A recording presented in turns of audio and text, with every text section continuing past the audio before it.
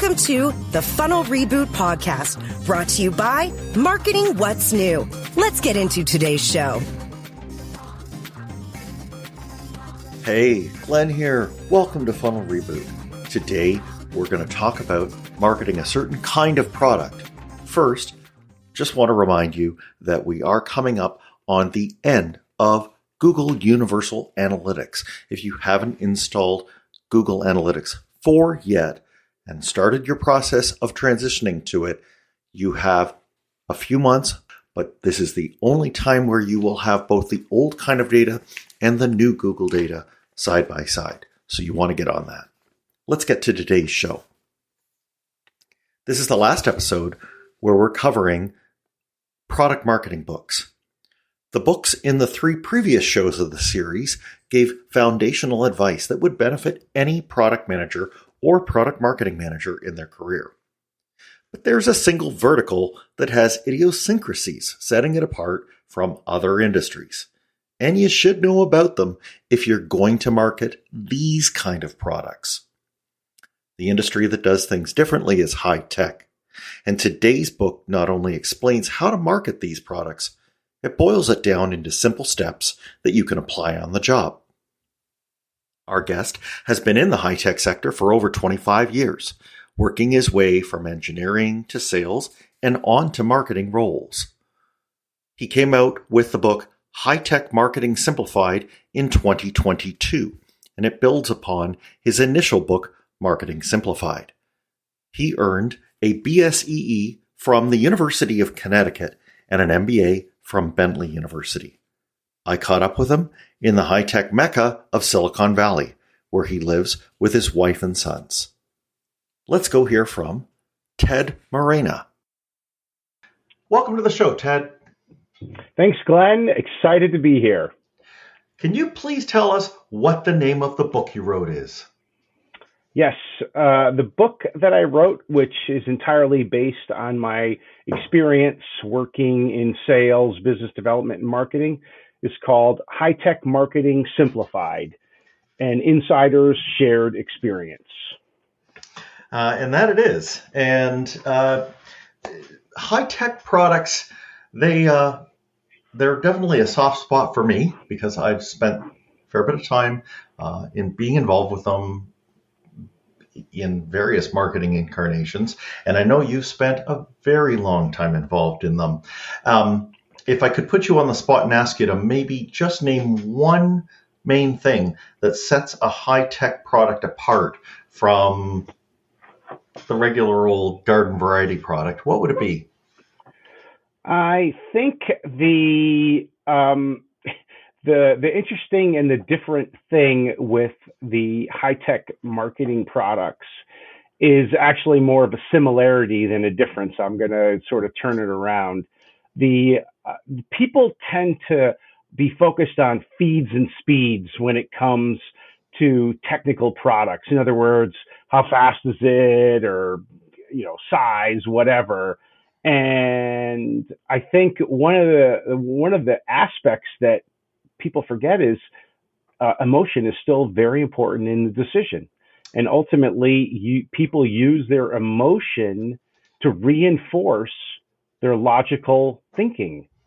So, you say what's different. What I would say is different is people tend to forget. I think that's when you market high-tech products, I just think that you tend to forget that aspect. That's a very erudite and poignant part of it. I suppose we can forget that. If I think of most, at least hardware products, they come with names that are actually just a string of letters and numbers, right? So that's not very emotional. Yep. That's not riveting. And they normally, you're right, have pictures like, here's the backside of the unit with all the ports, and, there's the bottom part of it with, anchor points, and, here are some dimensions. And those all seem very cold and kind of, down to bare metal, kind of very aesthetic. And yet, the point that you're making is, I gather, that an engineer is going to buy that and they're using that in furtherance of what they're making. And maybe what they're making represents a dream of theirs, or it is something that they believe is just on the edge of possibility. And this product, it represents something much more than just wires and metal and PCB board, right? Yes, and I think and I don't want to minimize. There's obviously there's like a sort of a feature set that's going to be required, right? And most people know, hey, I'm competing in this particular market, whether it's a semiconductor product or a networking box or whatever it is, right? You have to have the key requirements nailed, right? But what you find pretty quickly is there's small differences, right? Which you certainly want to try to emphasize. Hey, we're 20% faster, or whatever, better latency, lower power, whatever it is.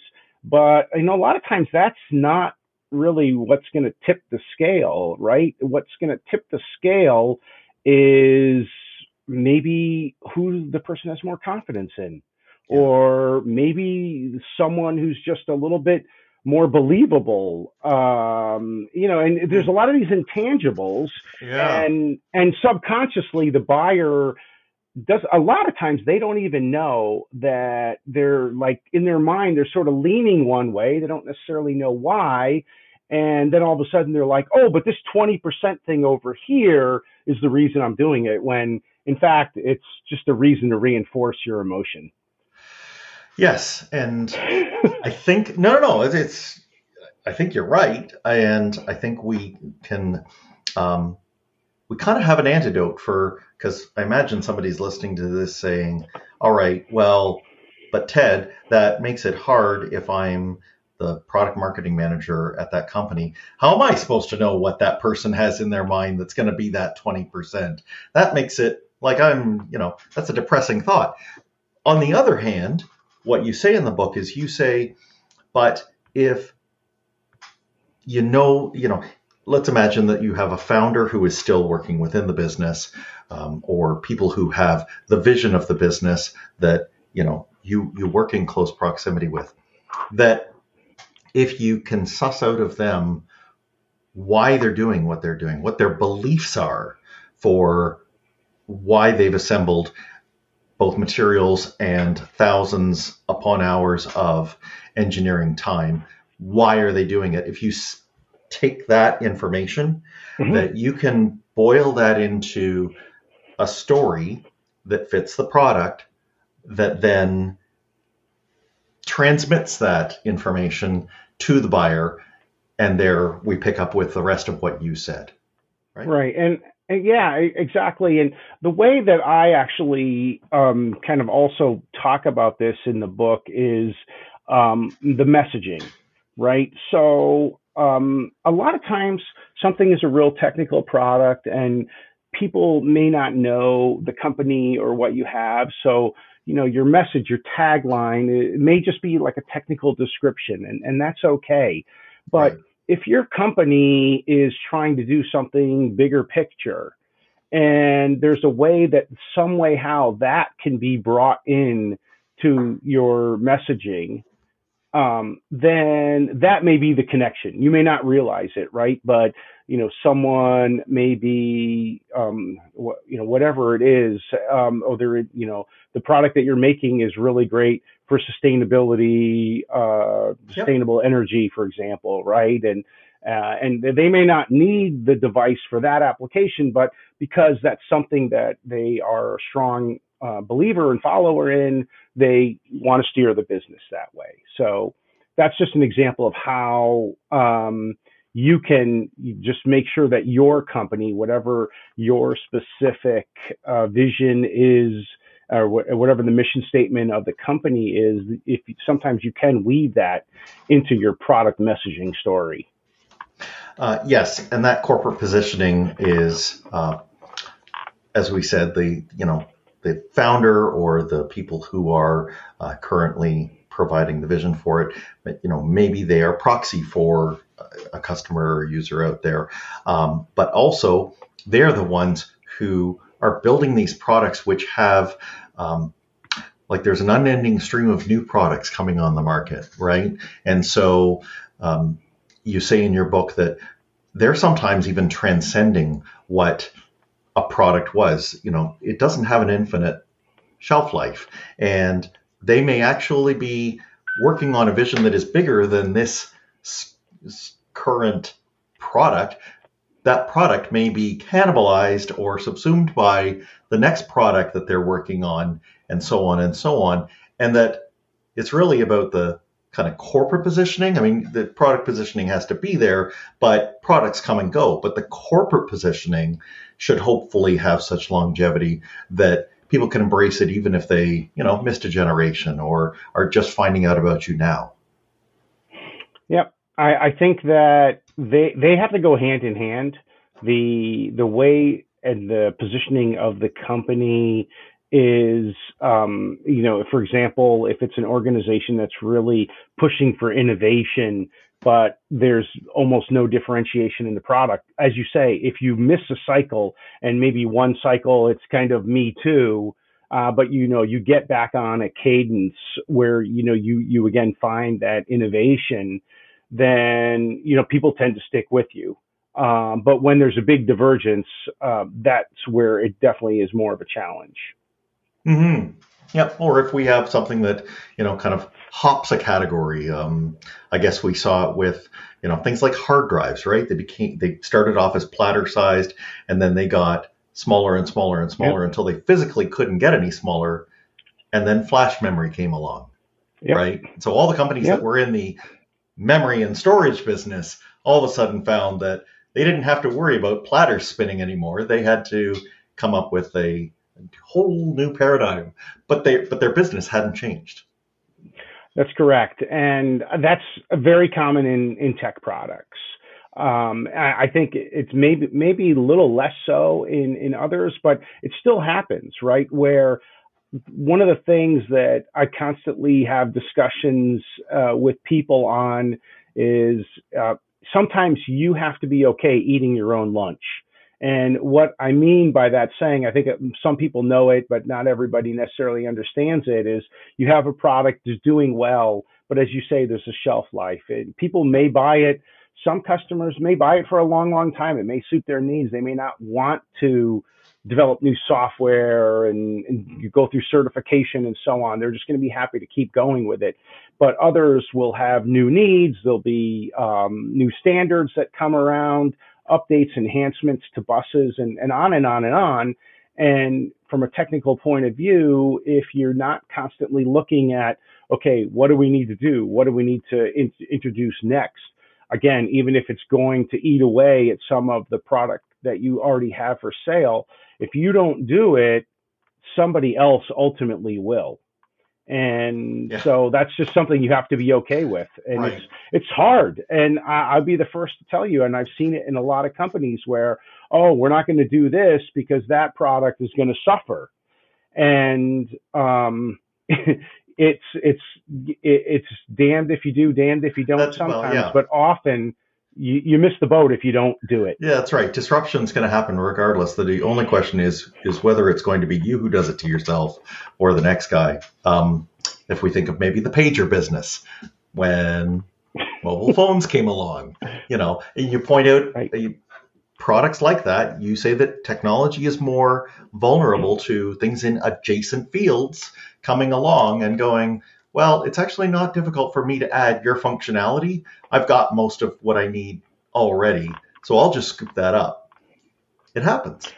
It happens all the time. And it also, what's interesting is that, companies which previously you didn't think had the capabilities, all of a sudden can get into these markets.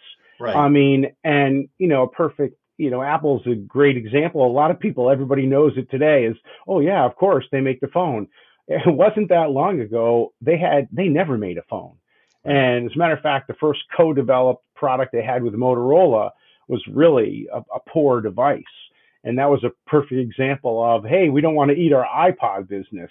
But, they realized if they don't make a great product, they weren't going to be able to sustain that. And so Again, it's an important and it's a difficult decision to make. No one's saying it's easy, but ultimately you just have to keep going. You have to keep progressing, and you have to keep showing the value of the products that you're introducing so customers stay with you. Yes. And in marketing, we are measured on that kind of revenue. And in product marketing, it can even be the revenue per product, right? Which brings us to pricing. You point out that pricing changes drastically over the life cycle of a product, and not in a good way. Yeah. So a lot of my career was in semiconductors. And semiconductors are very different than most every other product that people, I get high tech people, this is sort of understood. There are some high tech products that incrementally go up a little bit in cost each year, and software, you tend to have increasing costs. But semiconductors are one of those products where each year you're expected to be able to reduce the costs. And that's been a trend that's been going on for 30, 40 years, where every successive generation, you're able to pack more bits in, you're able to do more, have more functionality, have a smaller chip that costs less. So you're getting more for less with every generation. And it's a struggle because you're constantly having to add new features in, and then there's a trade-off balance. Well, do people really need all these things? But it's a juggling act, and fortunately for a market like semiconductors, which just continues to grow, I remember 20 years ago thinking, wow, it's not going to get into any other areas because now it's in cars and appliances and so on, right? It's all over the place. But what's happened is the cost and the complexity and the interconnectedness, right, of everything.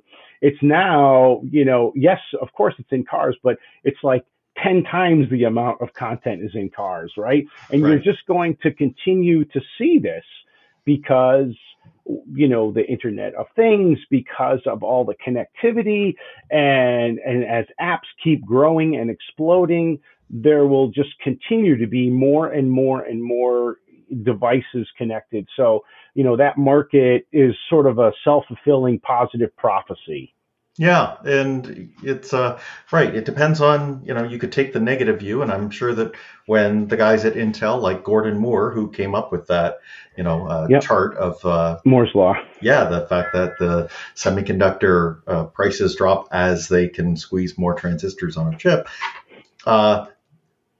You can take it that way, or you can take it the positive way that you have, which is, yes, you're going to be getting a lower unit price, but you're going to be at volumes that have so many more zeros on the end than what you started out with. We don't have the Watson's first said about IBM computers. There's probably a world market for about 5 of them, and right, we're so far beyond that. But I think for the hapless marketer, I think they first have to get their mindset adjusted around the fact that it's going to be there's going to be these discontinuous changes that happen, and they've got to be open to them, because those are the doors of opportunity to whatever the rest of their career can be, however the companies that they work in can be helped.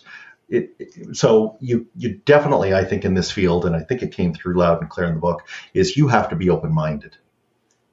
Yeah, I think it's really important. I think that the other thing that I always like to talk about and to say is, don't be the definition of insanity, right? And I learned early on, working at a company where they just weren't happy. They had a good product, but they weren't happy. It wasn't selling, and there's all this blame to go around.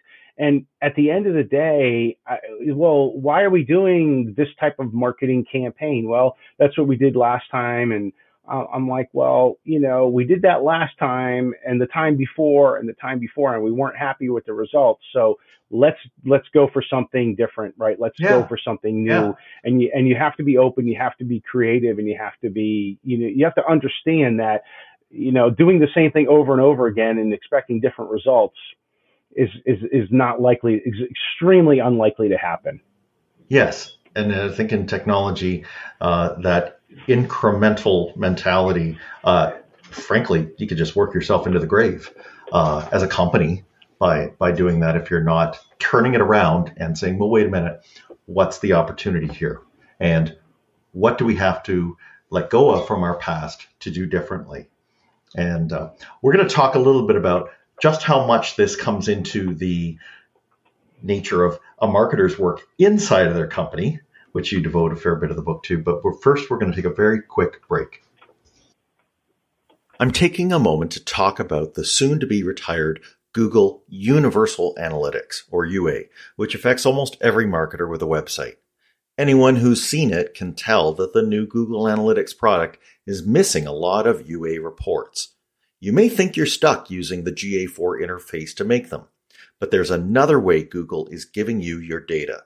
They provide access to it as raw data in Google Cloud, and once in there, it can feed reports and even be merged with your other marketing data in a dashboard. You'll be able to show your company the impact that marketing has on revenue and profit. You know your data best. That's why you're the best person to set this up. But you don't have to do it alone. I've reduced the process down to something marketers can do inside of a 2-day workshop.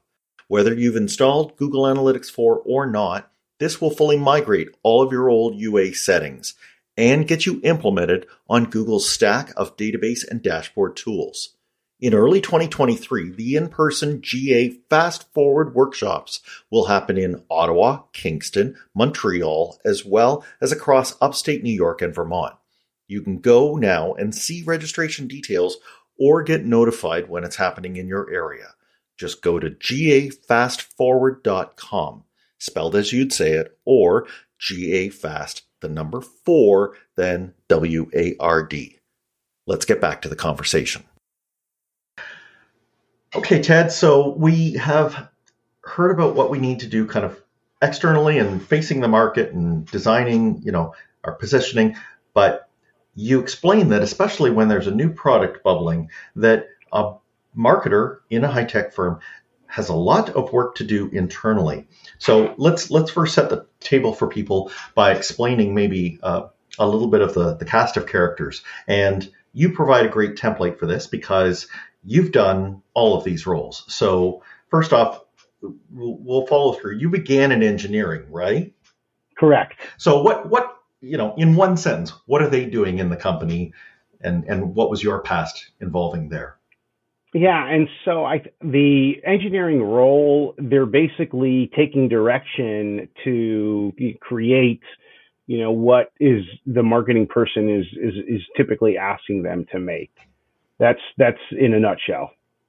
And then you worked in sales, and by progressing over to sales, so you understood how the product, was. There had been decisions on, what it was supposed to, what it was required to do. So then you move into sales, and sales is doing what? Yeah. So after engineering, I actually did technical support and sales. Okay. So I took the product that I was designing and developing, and now I'm helping engineers figure out where they could use it, how to help them use it, and try to, expand the use of that. So it was basically taking, what was developed and figuring out how to have customers adopt it. And I have to dwell on this because you talk about it in the book. The fact that in a technical product, the way it's used may not be what the engineers had spec'd out.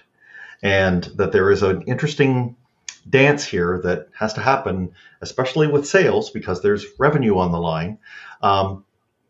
There has to be an internal coordination in the company when it's found that there is a user out there who's using the product unconventionally. The question has to be asked, and it will start from the salesperson saying, do we tell them that it can do this? Are we backing this? And yeah, so you do find that there are times when whatever you've developed will be, as you say, Glenn, utilized or want to be utilized in a different way. And those can actually be nuggets of expansion for your product. And that's really something that, you think about, oh, well, we know it can go here or it can go there. And then all of a sudden, as you start getting out and you get feedback, right, from the customers, the sales guy says, hey, I went over here and I know you told me this type of person wasn't interested, but all of a sudden they're saying it can do this and it can do that. And so all of a sudden, a little more incremental work and you're able to expand your markets. Yeah. And there are many benefits, but it does take some devotion. I think there are some companies that just do such a great job of this. And for people who have kids, they might, know about things like Raspberry Pi and Arduino. And these are fantastic because these companies have kind of let the world know that they don't know how their product is supposed to be used. And they're fine with that. Right? They want the ecosystem to take the product and make up stuff.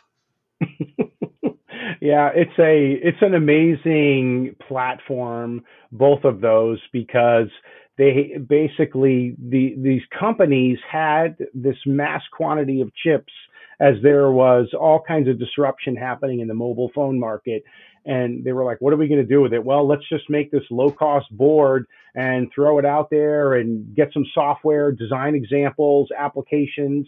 And all of a sudden it just kept snowballing and snowballing. I actually have some information on how that got going.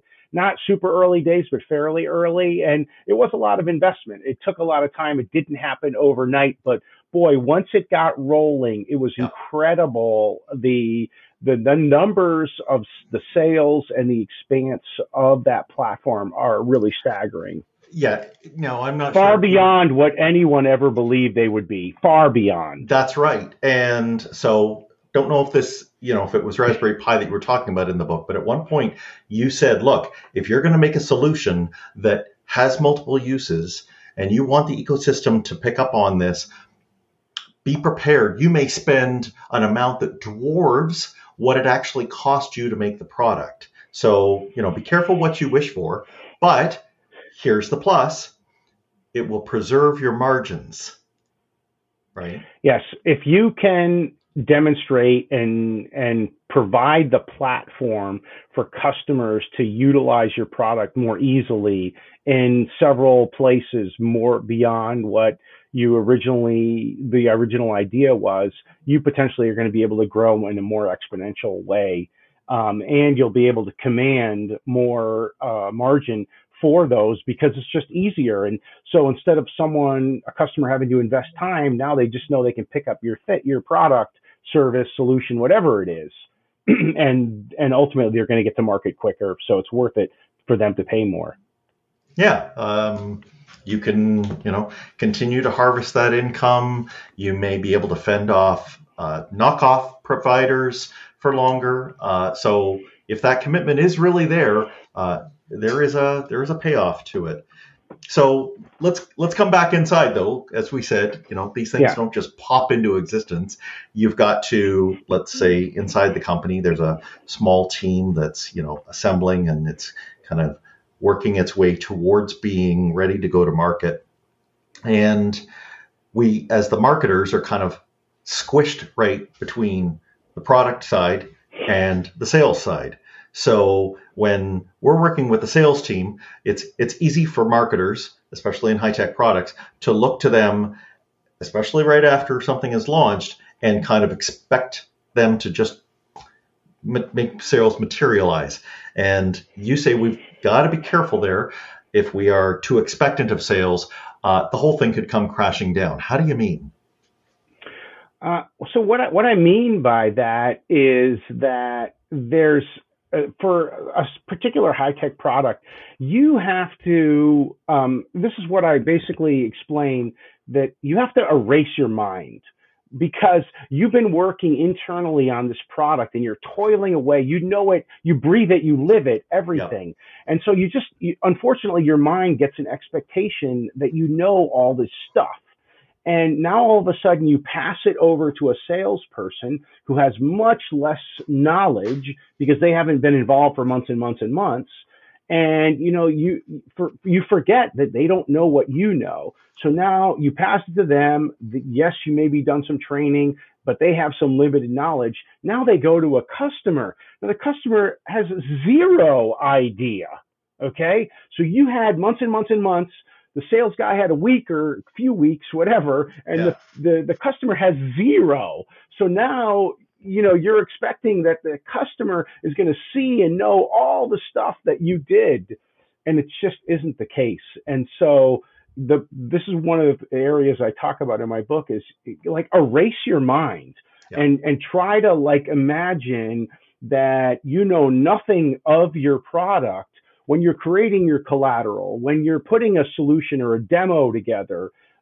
Just forget what you know, because if you go to that place, the odds are you're going to make the story and the message and the demo and everything else you need. It'll be simpler. It'll be easier to understand, and the story will translate much more effectively and more successfully.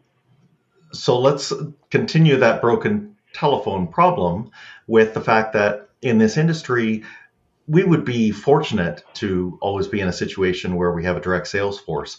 Not always the case. Who are some of the other players that are sometimes standing between us and the customer?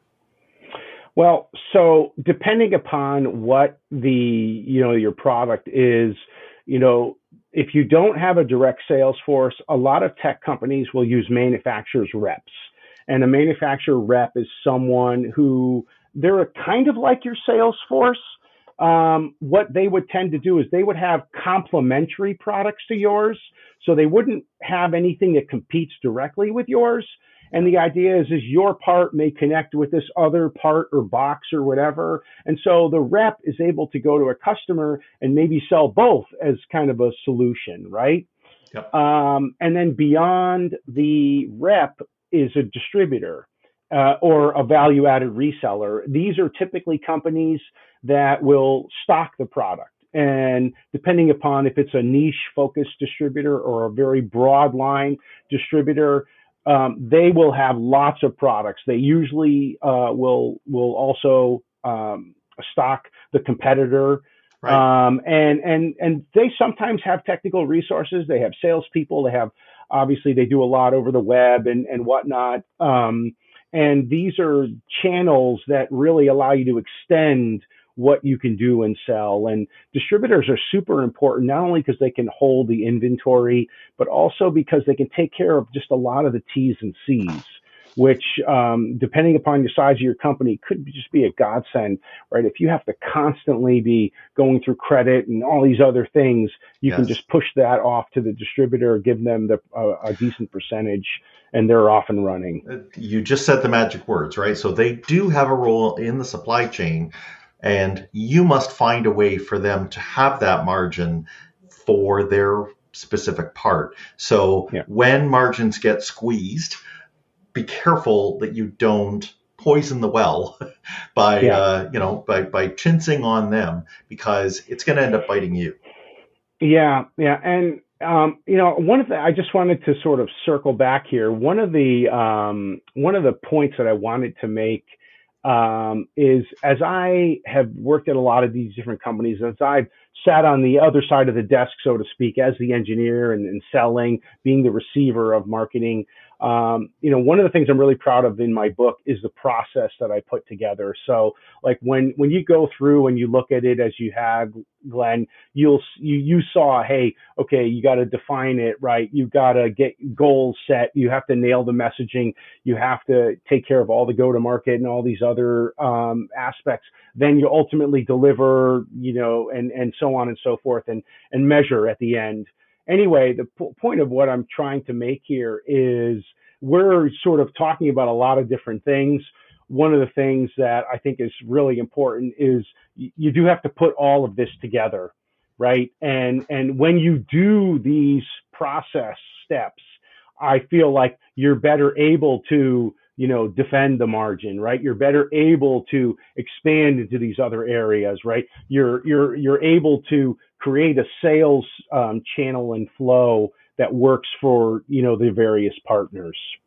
Yeah, and if you've thought of each one of them, which you should do when you're putting that process together, I think you're also making it so that when there's a little annoyance a little kink in the line, that no matter where they are along that line, they have, I guess, an incentive, or they can see that there has been a design to this rollout, and they will speak up because you talked about users and unconventional ways.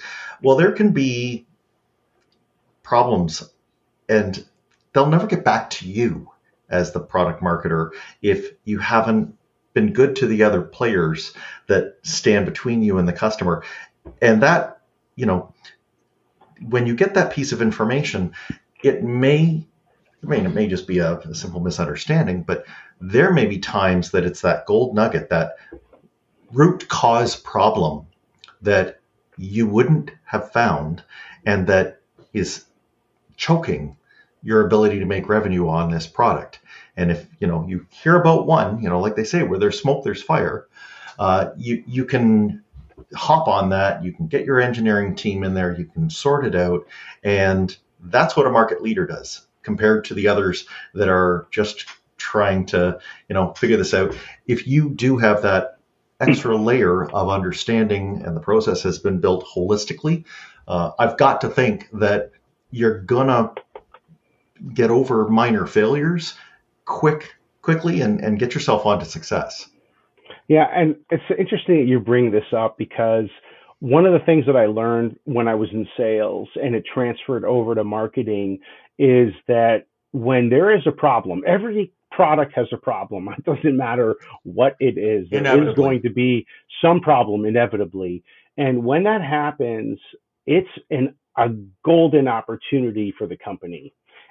And people may be scratching their head saying, what are you saying? But the reality is usually when your customer uses your product and they have a problem, it's an opportunity for you to demonstrate that you know what you're doing, you can support them and take care of them.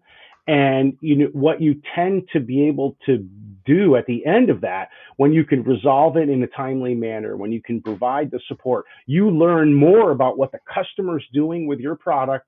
You end up meeting higher levels of their management, because things typically escalate when there's a problem. So now you get a tighter relationship, and that customer now knows that they can rely on you. So the next time there's a design, if your product isn't quite as good or whatever, you're very likely to continue to win that business, because that, going full circle, is one of the emotional intangibles.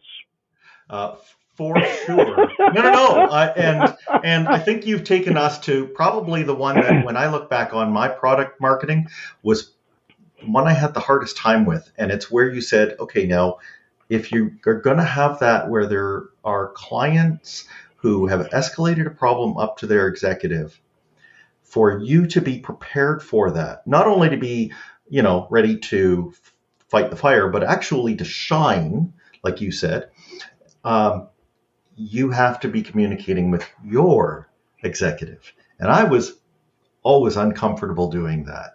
But I think your book lays out pretty clearly, at least as I look back on it, what the hangups are. And, the most common one, I suppose, is that marketers aren't comfortable speaking the language of finance. And we've got to get over that, because as executives, what they're listening for, in fact, I'll quote what you say. You say, in larger organizations, you want to know what the return on your marketing budget investment is yielding.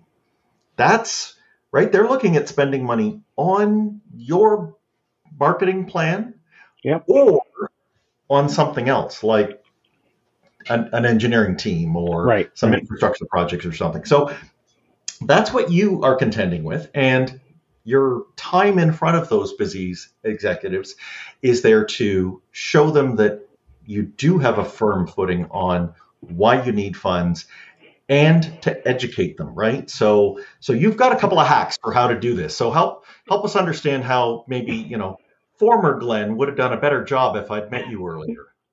Yeah, and so this is super important, and I really appreciate you bringing it up in this way. I have created and I leverage what I call the swim lane. And it's a PowerPoint presentation that basically on one or two slides, you are able to snapshot everything that you're doing. And the way to think about it visually is at the top, you'll just have a calendar or anchor events. Maybe there's a press release that you're doing or a conference where you're going to launch or whatever. And then based on that date, there's a number of things you need to develop, whether it's collateral, web, product brochures, whatever, videos. And then there's things at the launch you need to take care of, like the press release and embargoing, talking to media and so on. And then there's all these other things that you do after, right? Because, the announcement is the lightning, but then the rolling thunder happens over and over. You reinforce it.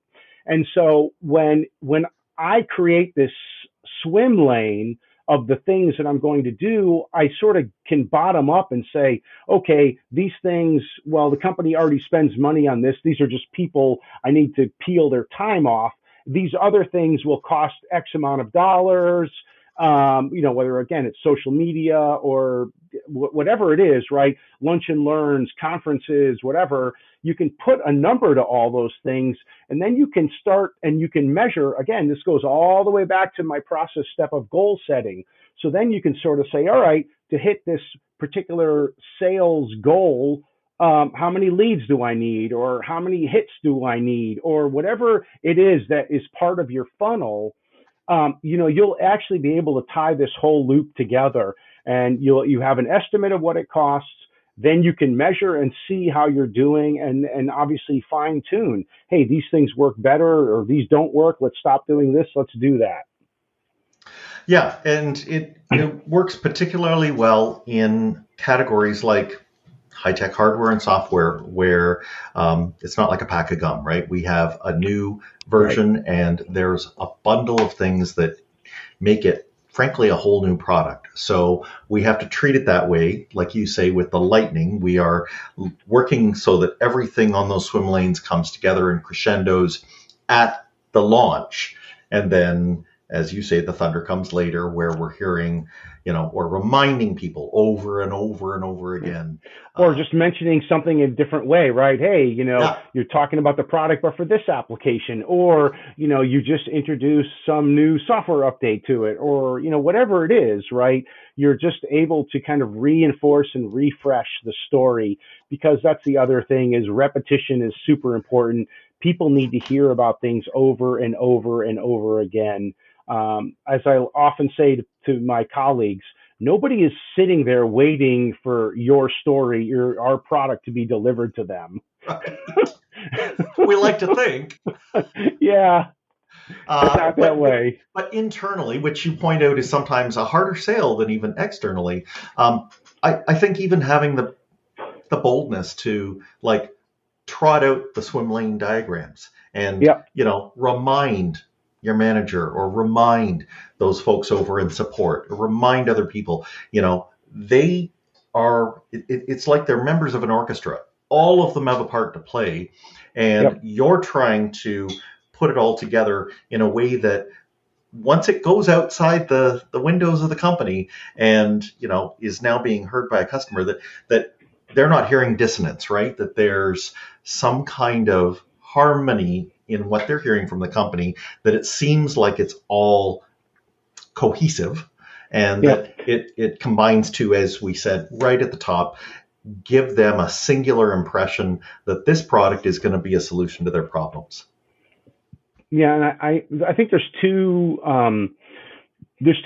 problems that when I talk about that swim lane presentation deck solves. Number one is you're communicating internally with all the different groups that are important stakeholders to help you succeed, whether it's the technical support guys or the software engineers that have to get something done by such and such a date, right? Or it's the Marcom people that, you're relying on web updates, or the finance people, or, whatever it is, right? It's all those groups that you want to get behind you. You want everybody to understand where the expectations are. And then the second part of it is that, and I've seen this in multiple companies. Unfortunately, I'm going to tell you that execs are, a lot of them, many of them often are driven by fear. They are just really worried. Like, we're going to launch this product, is it going to cannibalize too much our current one, right? Or is what we're putting out there, is the story not good enough? Or, is the competitor have something better? And, there's just a number of reasons why people will want to say, stop, don't go. And again, it's an entire chapter I dedicate in the book called Herding the Cats, because that's literally what it feels like when you have, you put so much work in, you've done so many things, you've been, talking to people throughout the organization, but, now it's culminating, right? Now, all of a sudden it's getting real. We're near the deadline. Yeah. And for whatever reason, people, they just get cold feet. They get concerned, and it's natural. But the point that I'm making is I was blown away how much more energy it took to get those folks comfortable than I had ever imagined. It's not, and honestly, I never read it anywhere. Of all the marketing books, right, the CDs, the podcasts, whatever, nobody talks about that. Nobody. It's one might call me a conspiracy theorist, but in some ways, I think that they have hired that marketing person or whoever else it is who's, sitting there ready to give the green for go signal. It's like they've hired that person, and they need that person to say with conviction, you know what, it is ready. It's ready to go. We just need you to give it your blessing. It takes managing up, and you're right. Managing up is not talked about hardly anywhere, but it's an important role. They are flitting between many different priorities, and yes, they are looking seriously, at that marketer's. They're looking at their backbone. They're looking for that marketer to have the resolve to say, no, you don't come here very often. I'm here every day. I think we've got it, and I think we should go. And I'm willing to, put my name on this. So, will you come along with us? Will you just give it that tiny last little nudge for us to get there? But you're right. It's inside companies, the dynamics are really weird, and we've got to be ready for them. To ignore them and think that marketing is just about going to the outside customer is missing most of the story. Yeah. Well said. I have nothing to add to that. Ted, if people do want to find out about the book, some of the templates, and some of the other stuff that you've got going on, how can they get out and reach you? Yeah. So, I'll just put my email, and hopefully you can put it in the description. Yep. But I'm happy to receive messages at ted.marena@gmail.com. My book is High-Tech Marketing Simplified. So I put this together, just self-published it. I really have always been wanting to teach and share. I've just loved it. And I've had this career. I've been blessed. It's taken a lot of turns, but I've had these different roles. It's a very unique experience, and really what I wanted to put together was something that there's no theories. This is all based on things that I've seen. Either I was a field engineer receiving it, or I was a sales guy who took something from marketing and promoted it, or I've been the business development or marketing guy. So it's kind of full circle. We'll also just throw out really quick, my passions are marketing, cars, and technology, and not necessarily in that order. Right. So actually, I have a YouTube channel as well, which we can put in the link, but it's Get Educated by Ted. And I just really wanted to thank you, Glenn, for giving me this opportunity to sort of share and discuss one of the things that I love. For sure. And I'll vouch for the fact that, it comes through loud and clear in the book that it's a no fluff guide, because it's literally, notes from the trenches. So you've definitely put that together. And I just want to thank you again for coming on the show. Thank you. Love it. Anytime. Awesome. And I know that our listeners have gotten a lot out of this, and I hope that they will come away with something that they can do here that gives them better insight into their marketing so that they can make it even better. Thanks for listening. Follow the show on Twitter @Funnel Reboot. If you like what you have heard today, please consider leaving a review wherever you get your podcasts.